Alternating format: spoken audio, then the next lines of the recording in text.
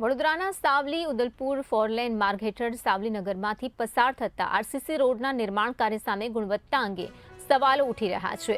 ભીમનાથ મહાદેવ મંદિર નજીક બનાવાયેલા ડિવાઈડરને લઈને અકસ્માતની ભીતિ પણ વ્યક્ત થઈ રહી છે।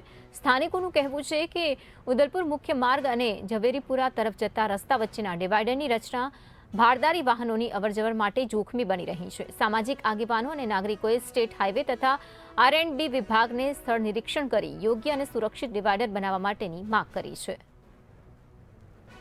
ગામ સાવલી આ સામલી શિયોરા ભાગર ઝવેરીપુરા રોડ આ બેના વચ્ચે બનાવેલું આ ડિવાઈડર અકસ્માતનું કારણ હોઈ શકે છે।